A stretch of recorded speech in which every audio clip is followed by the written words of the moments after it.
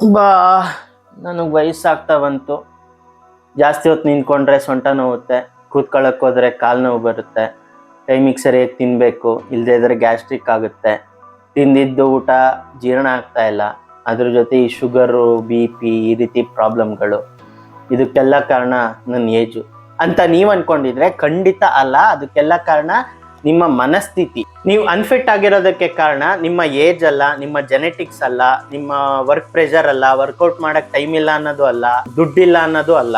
ಇದಕ್ಕೆಲ್ಲ ಕಾರಣ ನೀವೇನೆ. So external ಫ್ಯಾಕ್ಟರ್ಸ್ನ blame ಮಾಡೋದನ್ನ ಸ್ಟಾಪ್ ಮಾಡಿ ನಿಮ್ಮ ಜೀವನದ ಬಗ್ಗೆ ಫುಲ್ ರೆಸ್ಪಾನ್ಸಿಬಿಲಿಟಿ ತಗೊಂಡು ಅದನ್ನ ಚೇಂಜ್ ಮಾಡೋಕ್ಕೆ ಪ್ರಯತ್ನ ಪಡಿ. ನೀವು ಇಷ್ಟೆಲ್ಲ ರೀಸನ್ ಕೊಡ್ತೀರಲ್ವಾ, ಕಾಯಿಲೆಗೆ ಅಥವಾ ನಾನು ಓವರ್ ವೈಟ್ ಆಗಿರೋದಕ್ಕೆ ಈ ಕಾರಣಗಳು ಅಂತ.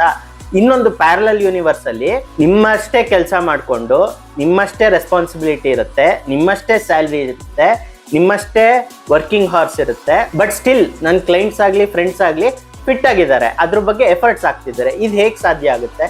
ಕೆಲವೊಂದು ಥಿಂಗ್ಸ್ನ ನಾವು ಏನೂ ಚೇಂಜ್ ಮಾಡೋಕ್ಕಾಗಲ್ಲ. ಎಕ್ಸಾಂಪಲ್, ನಮ್ಮ ವಯಸ್ಸು, ಡೇಟ್ ಆಫ್ ಬರ್ತ್ ಟೈಮು ಅದ್ರ ಪಾಡಿಗೆ ಅದು ಹೋಗ್ತಾ ಇರುತ್ತೆ.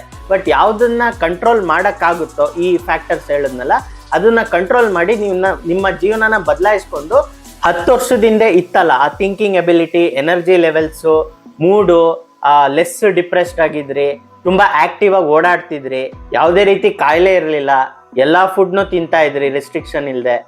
ಸೊ ಅದನ್ನ ಮತ್ತೆ ತಂದ್ಕೊಬೋದು. ಈವನ್ ರಿಚ್ ಆಗೋದು ಅಷ್ಟೇ. ಕೆಲವರೇನು ಮೋಸ್ಟ್ ಆಫ್ ದೆಮ್ ಗೌರ್ಮೆಂಟ್ ಸರಿ ಇಲ್ಲ, ಪೊಲಿಟಿಷಿಯನ್ ಸರಿ ಇಲ್ಲ, ಎಲ್ಲದಕ್ಕೂ ಟ್ಯಾಕ್ಸ್ಗಳು ಹಾಕ್ತಾರೆ, ನಮ್ಮ ದುಡ್ಡು ಅವ್ರು ತಿಂತಾ ಇದ್ದಾರೆ, ನಮಗೆ ಬೆಳೆಯೋಕ್ಕೆ ಬಿಡ್ತಾ ಇಲ್ಲ, ಅಥವಾ ನಮ್ಮ ಅಪ್ಪ ಅಮ್ಮ ಕೋಟಿಗಟ್ಟಲೆ ಸಂಪಾದನೆ ಮಾಡಿ ನಮ್ಮ ಕೈಗೆ ತಂದು ಕೊಡಲಿಲ್ಲ, ಅಥವಾ ನಮ್ಮ ತಾತ ಇಲ್ಲೆಲ್ಲೋ ಜಮೀನು ಖರೀದಿ ಮಾಡಿದರೆ ಇಷ್ಟೊತ್ತು ನಾನು ಆರಾಮಾಗಿ ಕೂತ್ಕೊಂಡು ತಿನ್ಬೋದಿತ್ತು ಅಂತ ಬ್ಲೇಮ್ ಮಾಡ್ತಿದ್ದೀರಾ. ಬಟ್ ಇನ್ನೊಂದು ಕಡೆ ಶ್ರೀಮಂತರಾಗಬೇಕು ಅಂತ ಡಿಸೈಡ್ ಆಗಿದವರು ಶ್ರೀಮಂತರಾಗ್ತಾನೆ ಹೋಗ್ತಾ ಇದ್ದಾರೆ. ಅವ್ರಿಗೆ ಇದು ಯಾವುದು ತಡೆಗೋಡೆ ಥರ ಅನಿಸ್ತಾನೆ ಇಲ್ಲ. ಹಾಗೆ ನಿಮ್ಮ ಫಿಟ್ನೆಸ್ಸು ಸಹ. ನಮ್ಮ ಕೈಯಲ್ಲಿ ಕಂಟ್ರೋಲಲ್ಲಿ ಏನಿಲ್ಲ ಅನ್ನೋದ್ರ ಬಗ್ಗೆ ಯೋಚನೆ ಮಾಡೋದನ್ನ ಬಿಟ್ಟು ಏನು ಚೇಂಜ್ ಮಾಡಬಹುದು, ಏನು ಕಂಟ್ರೋಲಲ್ಲಿದೆ ಅದನ್ನ ಚೇಂಜ್ ಮಾಡೋದ್ರ ಬಗ್ಗೆ ಫೋಕಸ್ ಮಾಡಿದ್ರೆ ನಿಮ್ಮ ಜೀವನನೇ ಬದಲಾಗೋಗುತ್ತೆ.